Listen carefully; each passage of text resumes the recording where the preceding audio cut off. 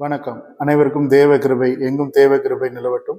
So இன்னைய பைபிளினுடைய வசனமாக நம்ம 1 யோவான் 5:4 இதை நான் உங்கள்கிட்ட ஷேர் பண்ண விரும்புகிறேன். ஸோ 1 யோவான் 5:4 என்ன சொல்லுதுன்னா, தேவனால் பிறப்பதெல்லாம் உலகத்தை ஜெயிக்கும், நம்முடைய விசுவாசமே உலகத்தை ஜெயிக்கிற ஜெயம். ஸோ தேவனால பிறப்பதெல்லாம் உலகத்தை ஜெயிக்கும், நம்முடைய விசுவாசமே உலகத்தை ஜெயிக்கிற ஜெயம். அது என்ன தேவனால பிறக்கிறது அப்படிங்கிறது உங்களுக்கு எல்லாருக்கும் புரியணும். தேவனால பிறக்கிறது அப்படிங்கிறது ஏற்கனவே ஆண்டவர் இந்த உலகத்தை படைச்சிருக்கிறாரு, மக்களை படைச்சிருக்கிறாரு. ஆனா தேவனால மறுபடியும் பிறக்கிறது விஷயத்தை தான் இந்த புதிய ஏற்பாட்டினுடைய புதிய பைபிள் சொல்லுது. மறுபடியும் பிறக்கிறது தான் தேவனால பிறக்கிறது. ஸோ மறுபடியும் தேவனால பிறக்கிறதுங்கிறது எப்படி? ஸோ எவனாயிலும் இயேசுவை மனசார ஏத்துக்கிட்டு, அதாவது தேவன் அவரை 3ஆம் நாளிலே உயிரோடு எழுப்பினார் என்று ஹிருதயத்தில் விசுவாசிக்கிறது சும்மா இல்லை, ஹிருதயத்தில் விசுவாசிக்கும் போது அவன் ரட்சிக்கப்படுவான்னு இன்னொரு வேதம் சொல்லுது, இன்னொரு வசனம் சொல்லுது. ஸோ அதனால உலகத்தை தேவனால பிறக்கிறது, மறுபடியும் பிறக்கிறதுங்கிறது அதுதான் மறுபடியும் பிறக்கிறது. மறுபடியும் பிறக்கிறதுங்கிறது இந்த மாதிரி இயேசுவை மனசால நம்ம ஏத்துக்கிட்டு விசுவாசிக்கணும். தேவன் 3ஆம் நாளிலே அவரை உயிரோடு எழுப்பினார் அப்படின்னு சொல்லி விசுவாசித்து அவரை ஆண்டவராக ஏற்றுக்கொள்ளும் போது தான் ஹிருதயத்தில் விசுவாசிக்கணும். சும்மா சாதாரண விசுவாசம் இல்லை, ஹிருதயத்தில் விசுவாசிக்கும் போது கண்டிப்பாக நமக்கு அந்த மாற்றம் நமக்குள்ள ஏற்படும். ஸோ ஹிருதயத்தில் விசுவாசிக்கும் பொழுது மறுபிறப்புங்கிறது ஏற்படும். அப்படிப்பட்ட இயேசுவை விசுவாசிக்கக்கூடியவங்க தான் உலகத்தை ஜெயிப்பாங்கன்னு வேதம் சொல்லுது.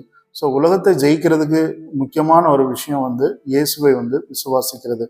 ஸோ இந்த மாதிரி உலகத்தில் தேவனால் பிறப்பதெல்லாம் உலகத்தை ஜெயிக்கும், நம்முடைய விசுவாசமே உலகத்தை ஜெயிக்கிற ஜெயம். ஸோ விசுவாசங்கிறது தான் ரொம்ப முக்கியம். இயேசுவை நம்ம விசுவாசிக்கணும். அவர் அங்க சொல்லப்பட்டிருக்க வேதங்களில் சொல்லப்பட்டிருக்க பைபிளில் சொல்லப்பட்டிருக்க அந்த வசனங்களை விசுவாசிக்கணும். விசுவாசிக்கும் போது தான் கண்டிப்பாக அப்பந்தான் மறுபிறவிங்கிறது ஒன்று நடக்கும். மறுபிறவிங்கிறது சும்மா உடனே நடந்துராது. தேவனை விசுவாசிக்கிறது. இப்போ உலகத்துல எல்லாருமே பிறந்திருக்கிறாங்க, ஆனா மறுபிறவிங்கிறது பிறக்கல.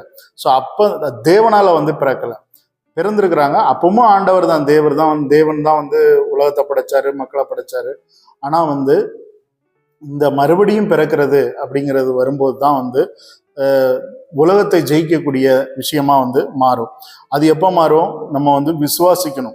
நம்முடைய விசுவாசமே உலகத்தை ஜெயிக்கிற ஜெயம். எது மேல விசுவாசிக்கணும்? இயேசுவை விசுவாசிக்கணும், கர்த்தரை விசுவாசிக்கணும், ஆவியானவரை விசுவாசிக்கணும்.